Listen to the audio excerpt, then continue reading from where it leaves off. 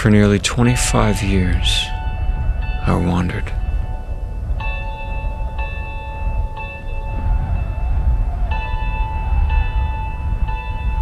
I was born in 1968 to a good family, though we didn't believe in God. In fact, as I grew older, I began to make fun of people who thought God was real. I didn't need somebody else's make-believe God. I was certain He wasn't there.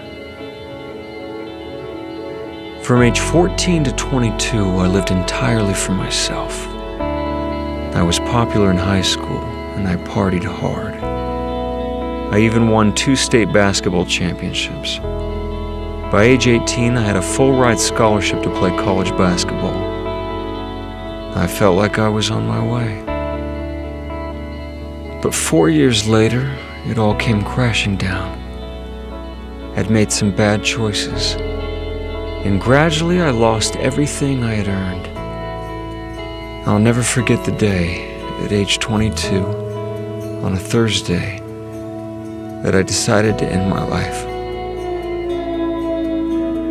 I sat in the school cafeteria that day, thinking about how I was going to do it, how I would spend my last weekend on Earth, when I overheard 2 girls at a nearby table talking about fasting and prayer.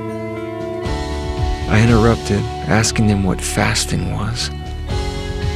One of them told me it was something they did when they wanted help from God. It seemed so silly, but I listened, intrigued. That night, all alone, I knelt down and prayed for the first time in my life. I told God that I was going to fast, that I'd go without food and water for 24 hours, but that I wanted Him to show Himself to me. So I fasted.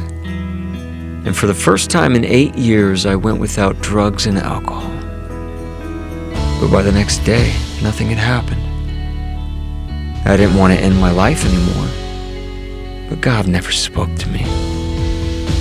So I forgot about the whole thing.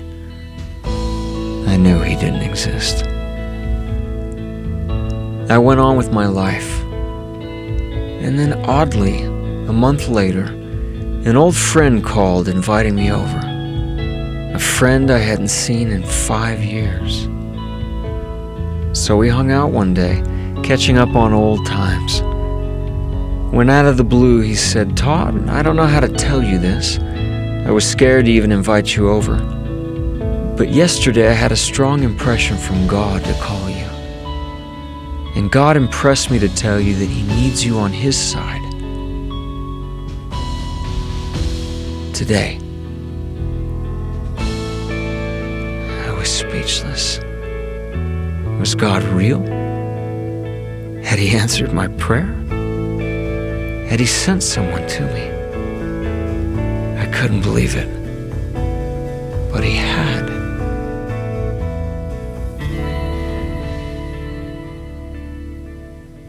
With my friend's help, for the next year and a half, I fought like a lion to overcome all my problems. Up and down I went, succeeding and failing along the way. But little by little, I started to see small but obvious things happen in my life.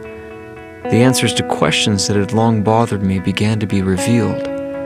Slowly, things started to change. Finally, I decided to attend church. One day, someone there reached out, inviting me to a church-sponsored picnic. I felt a bit awkward about it, but I decided to go. It turned out to be the straightest party I'd ever been to. No drugs, no alcohol, silly games for the kids everyone had brought. And then we had lunch, and someone wanted to pray over the hot dogs. I thought it was strange, but I bowed my head and closed my eyes. And then my life changed. 2 years after that initial fast and prayer, 700 days after I had pleaded with God in my closet, I felt something I had never felt in my life. Something 20 times stronger than any drug I'd ever taken. It was as if someone were hugging me, as if someone were telling me I was home, that these people were good, and that I needed to be with them, that God was there, and that He knew me by name, and that He loved me. I had always thought that if God were to manifest Himself to me, that He would come down in a lightning bolt, or in a great clash of fire. But I learned that day at the picnic that I was wrong. I realized that it is part of our condition as mortals to sometimes feel as though we are surrounded by darkness. But even though we may feel lost, that God promises to illuminate the way before us, no matter how long it takes. For 2 years, God had nurtured a questioning soul. Little by little, He had given me as much as I could handle, until the day I was humble enough to hear fully what He wanted to tell me. I also learned by my own experience that spiritual light rarely comes to those who merely sit in darkness, waiting for someone to flip a switch. It takes an act of faith to open our eyes to the light of Christ. 20 years later, I still don't know everything, but I now know who I am. I know who God is, and I know that God's light is real.